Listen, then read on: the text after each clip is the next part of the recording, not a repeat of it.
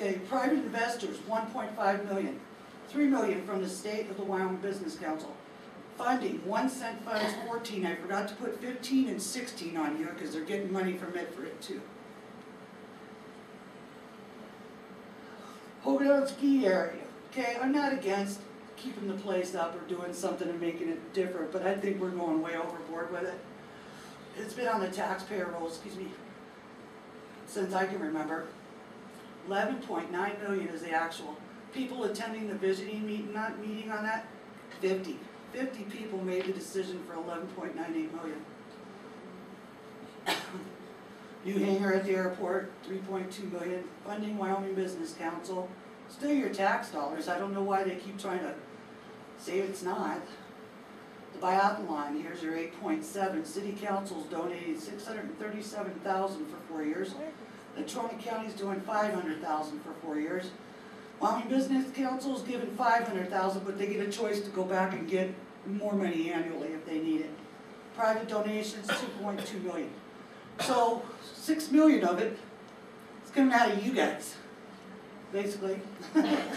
They claim a potential of $7 million a year after its completion. Talk about fantasy land. These people are in fantasy land. This is the idea. Now this picture here is from 1947. We collect old photographs. What's that look like? See the old cars and stuff? Isn't that kind of cool? Because you see your downstairs retail, and then you see your apartments up top. We're reinventing the wheel. We're doing it all over again. But now we're going to make it like, okay, you want a subdivision? They've got developers tied in knots with this one too, because they can't just go out there and put 50 houses out. Now they've got to be able to be a part of homeowners associations, so that these houses have a control mechanism in place where you can't paint your house red, white, and blue. They'll take your house. Do you know they can do that? Yeah. They can fine you until they take your house. Okay, smart growth principles. Kathy told you about those, so I'm not going to spend too much time on them. She did very well. I was really upset with like nurture engaged citizens. You know, those Delphi meetings. It's like, oh my God, I've been to 100 of them. You know, and when I ask questions, they never call. I've stood there with my hand in the air, going, hey, can I ask a question? And they will not ask me to say a word. So I'm going to skip over this one. I think you guys have gotten that one. Okay, now this one's cool. This is called the U.S. Mayor's Climate Protection Agreement. And I found this online when I went to Jackson Hole's land use plan. It is simply amazing what's in it. It's got everything covered. Everything we're doing in Casper, they've got it covered here. And it reads just like a book by Karl Marx. Oh yeah, no, it's perfect. It's perfect. Here's another good one that came with that.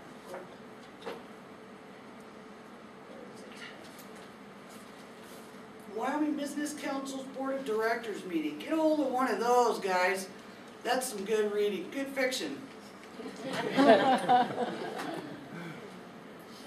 then, started holding our county commissioners a little bit accountable, and they kept telling Troy that he couldn't do certain things because he wasn't a county commissioner.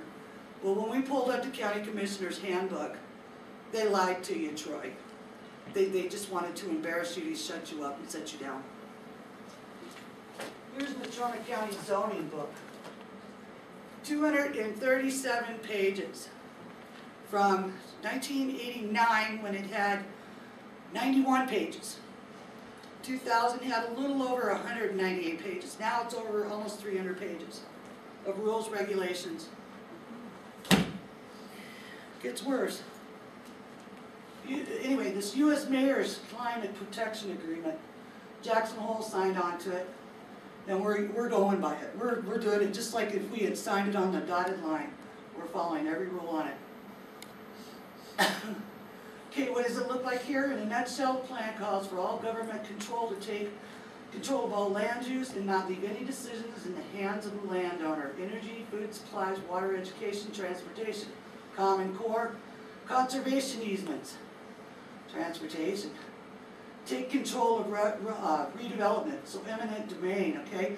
You know, this is what really, really ticked me off when Hendry was speaking at the library, and one of the audience members asked, who decides where our roads go?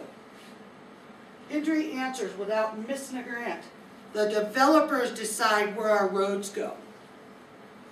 So do you know what that tells me? That tells me that if a developer thinks a road between the middle of my property is what he needs to get to his new development, then they're going to eminent domain me and they're going to do it. I don't like that kind of control. I bought that property knowing exactly what I bought, where I bought, and why I bought it. Okay, picking winners and choosers and winners and losers in business, we know that. Transportation dollars being diverted to bike lanes and walking paths. Creation, here's a good one for you guys since we got this coming up. Creation of the Joint Powers Board to bypass voters. Hence the new library board. Who's on that? Forrest Chadwick, John Lawson, Charlie Powell, Kathy. What's Kathy's first name? Steve? Was it Steve, Kathy? Steve, yeah. Steve. That's a new Joint Powers Board. And they've never done that ever before in the state of Wyoming. Because they can't get the funding to pass for the library through the voters. So they're going to find a new way to do it. Okay, sustainable development is the total control of everything. They like to say the world can't support 6 billion people. They want a 93% reduction.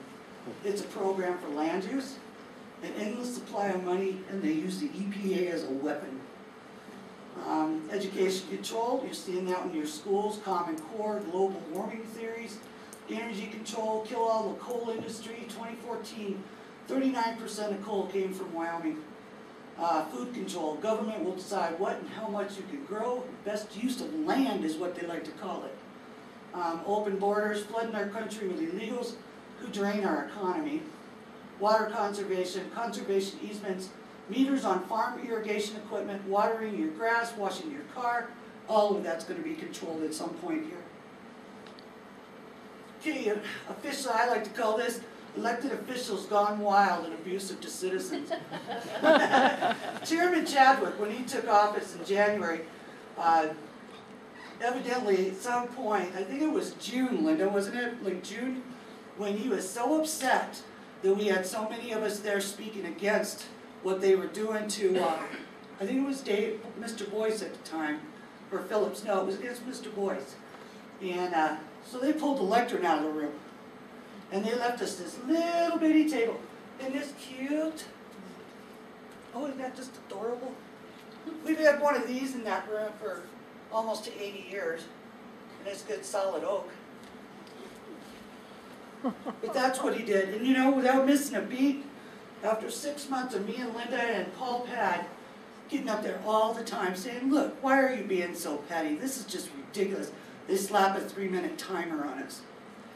So we were not only supposed to look like we're standing at a child's desk, but we were not allowed to finish out a thought without the timer going off. Finally, Mr. Keating, Commissioner Keating, heard Linda, heard me, heard Paul, understood. I gave him a nice little PowerPoint on it one night. I said, this is petty. You go to a funeral, there's a lectern there. Come on, you know, get over it. And Keating turns around, I think he told Linda, he said, well, I think I'm just going to go in that back room and drag that out here because we've spent enough time on this. So you can thank Linda over there for actually getting back in there, me just bitching them out all the time.